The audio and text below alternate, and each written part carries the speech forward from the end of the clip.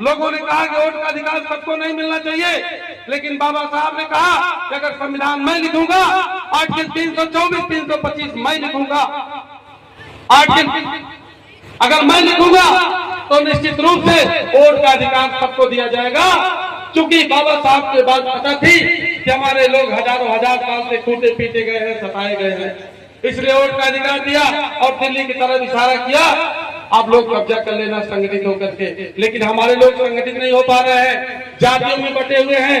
ये जातियां ब्राह्मणों ने बनाया है, ये जितने जो है धार्मिक व्यवस्थाएं जो दिया है ब्राह्मणों ने दिया, अपने लालच के लिए दिया, अपने फायदे के लिए दिया है, लेकिन हमारे लोग समझ नहीं पा रहे हैं। आपको उससे बाहर निकलना होगा, आपको मोक्ष समाज का निर्माण करना होगा और दिल्ली और उत्तर प्रदेश के विधानसभा लोकसभा में आपको ऐसे साथियों को भेजना होगा जो शिक्षा के लिए काम करते हैं, जो ब्लड देने का काम करते हैं, जो आपके लिए धरना प्रदर्शन का काम करते हैं। इनकी पहचान करनी होगी और उनको संसद और विधानसभा में भेजना होगा, तब आपके लिए काम होगा। अन्यथा वोट आप देते रहेंगे और वोट देने के बाद अपने आप को ठगा महसूस करते रहेंगे। ये लोग आएंगे आपको बेवकूफ बना करके वोट लेके चले जाएंगे। हाँ, हमारे बीच में एक बहादुर महिला सुरीला गौतम जी है।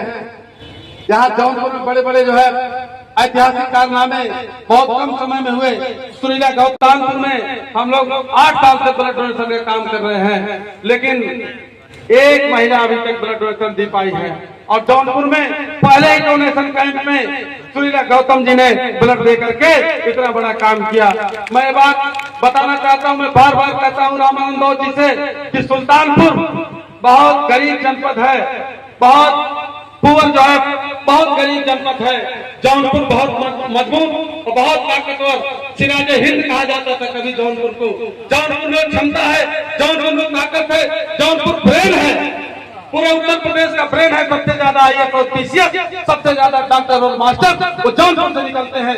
जौनपुर के लोग अगर चाह लेंगे, परिवर्तन की दिशा में अगर बढ़ जाएंगे, मोर्च का साथ दे देंगे, मोर्च के साथ खड़े हो जाएंगे, तो पूरे प्रदेश में, पूरे देश में परिवर्तन आके रहेगा। बाबा साहब का सपना साकार होकर रहेगा। दिल्ली और प्रदेश में आपकी हुकूमत बन के रहेगी। धन्यवाद साथियों, जिन लोगों ने ब्लड दिया, बहुत बहुत धन्यवाद। बहुत बहुत साधुवाद। इसी के तुरंत बाद माननीय उदय भान मौर्य साहब को शब्द कहेंगे, क्योंकि आपका बहुत व्यस्तम कार्यक्रम है। आप इसके